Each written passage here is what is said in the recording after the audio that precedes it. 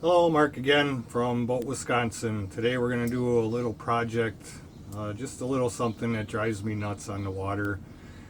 We do have two batteries in our 89 Sea Ray battery switch. The problem is the switch is located underneath the engine hatch. So for instance, when you have 4 or 6 people out on the water, you pull up to a sandbar. Typically what I do is I switch the batteries from all, meaning both batteries are being used, to either 1 or battery 2. That way when the stereo's playing, if the fridge happens to be running, you're only sucking off of 1 battery. If you forget about it, the battery goes dead, you can switch back to the other battery and still be able to start your boat.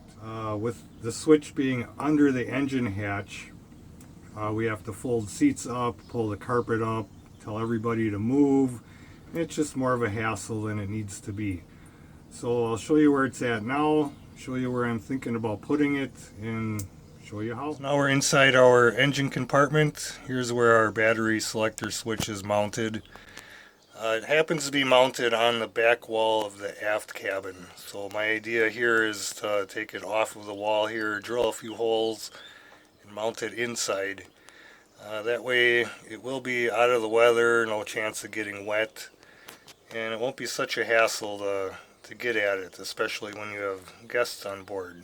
So to get started, there's 4 screws holding it on. I'm going to run them screws out and then also disconnect the positive leads on both batteries just to be safe. I got the battery disconnected, both batteries actually, and took the switch off the wall.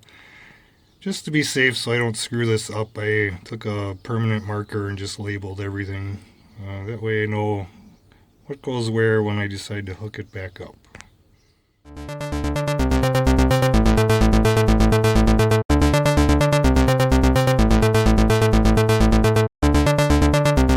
So now we're inside the boat. I'm gonna kind of zoom into the aft cabin portion of it here. I drilled my first hole through the wall. That's where it came out, pretty well centered in that rear wall of the aft cabin. So I'm going to go ahead and drill 3 more, stick my wires through. So I got my holes drilled, pushed my wires through. Part of the reason I wanted to mount it here is all my wires were long enough the way they were. Didn't have to splice anything together. A simple unhook and rehook. Shoved my wires through, got them hooked up. Now I just got to mount it. So there it is, our newly mounted battery selector switch. I know it's not the perfect location, but it's a lot more convenient than where it was. It's safe from the weather, and the best part about it is it was free to do. I didn't need any supplies, just a drill bit, and a screwdriver.